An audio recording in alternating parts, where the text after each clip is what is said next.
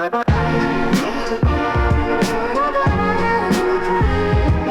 story kicks off with the Guardians of the Galaxy stumbling upon the Infinity Stones. Yeah, the same stones that have been wreaking havoc across the Marvel Universe in the comics and movies for decades.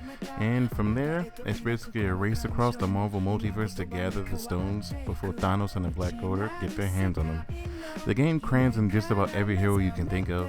The Avengers, X-Men, Inhumans, Spider-People, even some of those deep cuts like Elsa Bloodstone. The story itself is serviceable, and let's be honest, it's not breaking new ground in superhero storytelling. It's essentially an excuse to bring the largest roster possible under one roof, and you know what? It's okay.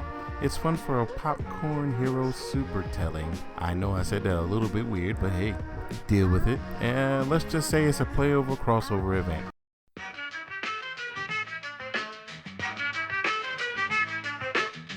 Gameplay is where Marvel Ultimate Alliance shines the brightest. At its core, this is a hack-and-slash action RPG where you and 3 other heroes team up to take on waves of enemies, bosses, and challenges. Each character has light and heavy attacks, special abilities, and synergy moves that combine with your teammates for big damage. The real draw is the roster. With over 40 playable heroes, you've got everyone from Captain America to Miss Marvel to Ghost Rider, and each character feels unique. And building a team around your favorite heroes or comic book themes is addicting. The level system and ISO 8 customization adds some RPG depth, though it can feel a bit grindy at times. Still, when you're pulling off combos with Spider-Man webbing a guy while Wolverine slashes him from across the screen, it's hard not to smile.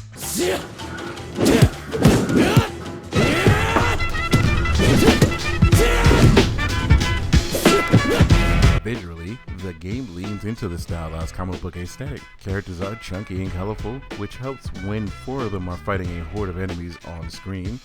The environments vary from shield helicarriers to X-Mansion to outer space, and while they're not the most detailed, they're fun playgrounds to bash enemies around in. The sound design is solid with big oomphs and thwacks during combat, but what really carries the production is the voice acting. And the cast features some strong performances from many Marvel veterans, and it gives the whole Saturday morning cartoon energy.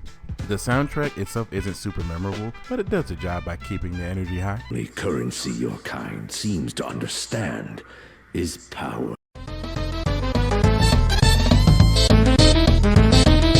Here's where things get tricky. If you're just running through the story, Ultimate Alliance 3 isn't that punishing. But for anybody who's trying to get everything in the game or do anything that's a lot more, this game does become a grind. There are infinity trials, special missions with unique conditions like defeating enemies in a time limit or surviving waves of enemies.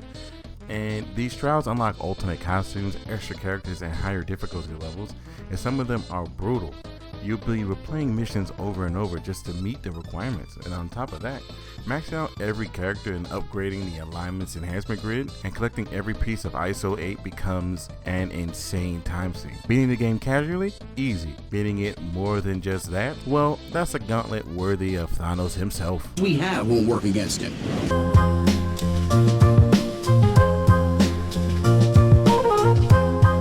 What do you get for all that effort? Well, aside from bragging rights, you unlock costumes, hidden characters like Loki and Magneto, and the ultimate challenge, higher difficulties like Superior or Ultimate. There are also DLC, which adds even more heroes like Blade, Fantastic Four, and the X-Men. And if you really want to get all these characters and play their extra scenario, there are definitely a sense of satisfaction knowing you unlocked the full roster and maxed out your grid and cleared every single trial. It's one of those games where reward is just being able to say, yep, kinda did it all. I can't survive in there forever. I'll make sure of that.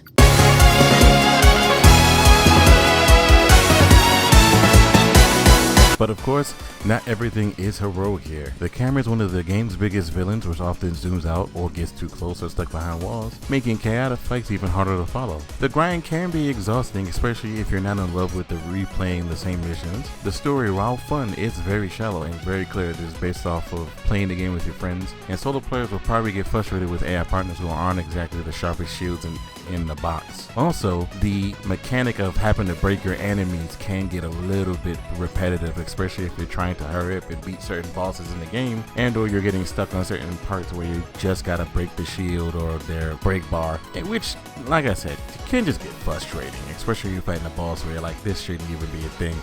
But other than that, at the end of the day, Marvel Ultimate Alliance is a fun ride. It doesn't reinvent the wheel, but it doesn't have to. It's about smashing enemies with your favorite Marvel characters, teaming up with friends, and enjoying the over-the-top spectacle. As a Defeationist, I can say that it is rough, but if you're a Marvel fan, there's a lot to love here. It's colorful, chaotic, and a superhero buffet that, for better or for worse, delivers exactly what it promises. I would give this one a solid buy.